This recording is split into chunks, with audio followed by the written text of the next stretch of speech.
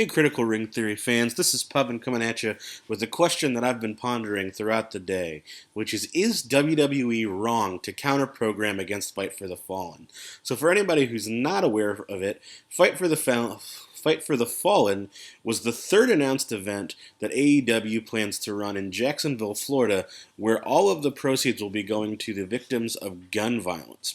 The other recent announcement that came out from the WWE side is that they are going to be counter-programming by offering the Evolve 10th anniversary show on the WWE network on that exact same night. The Evolve show was already booked to be on that, but the fact that WWE is choosing now to take a partner and put it up against AEW is a very interesting question. And so this conversation that I'm having with myself, or just kind of pondering, is not necessarily what's right for business, but is it morally the right decision for WWE to be counter-programming? And so this issue got a lot of steam recently when Kenny Omega went on Twitter, and so I'm going to share what he had to say to kind of get the attention of folks. So he originally went ahead and tweeted, "If lining your pockets with blood money is okay, then what's wrong with trying to undermine a charity show for the victims of gun violence?" He then added, "I hear that healthy competition is supposed to be a good thing, and yet I can't help but feel that I'm going to be sick."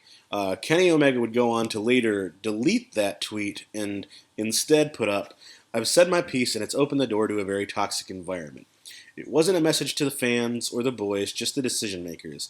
I wish everyone wrestling on any show that day all the best. That is all."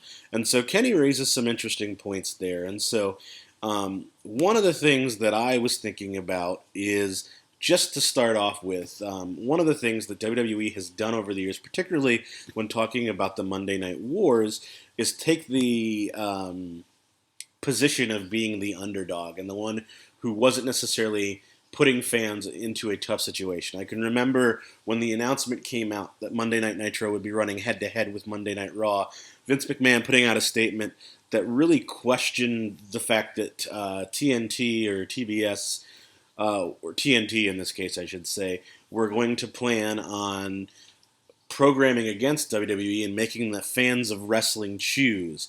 And so now WWE is very much doing the same thing. And this is not necessarily new for WWE either. Obviously, there's a very long history of WWE counter-programming.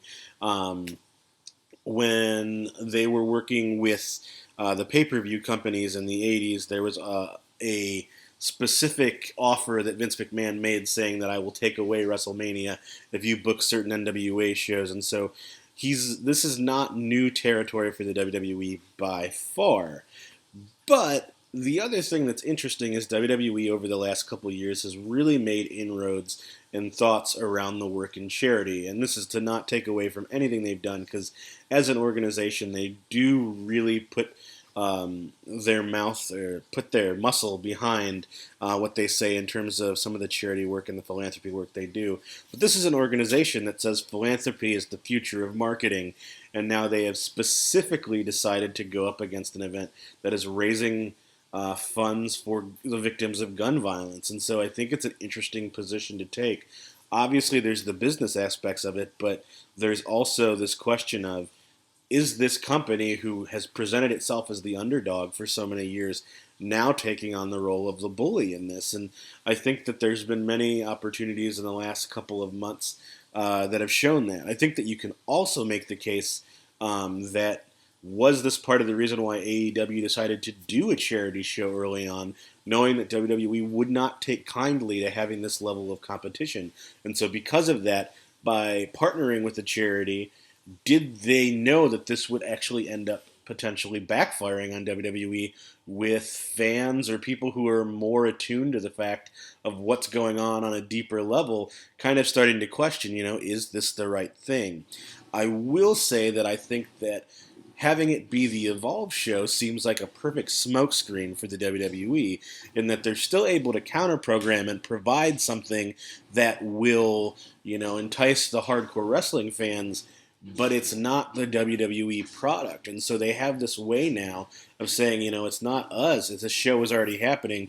We just wanted to provide, an outlet. And so it's interesting the way that they did this, because they very easily could have, broadcast a house show, put out one of their WWE 24/7 specials, but they intentionally went with live programming, and this is not the first time as it relates to AEW, as there was obviously the announcement for All Out and the fact that the WWE UK NXT would be running against them, and so it's just a very interesting move. And so for me, I think I've shared on one of our podcasts that I tend to be more of the Ring of Honor, New Japan, AEW fan, and so um, I think I probably have some preconceived notions on this already, but I think it's kind of a difficult position for WWE to take, and I really do wonder if they're going to end up hurting themselves. I think the other thing that they really have to ask themselves is, can they take this idea of the underdog narrative anymore?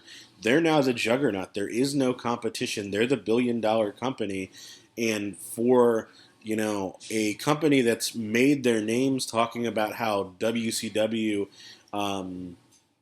never was okay with the idea of two companies thriving, and will often talk about why they created the brand split to try to foster that competition.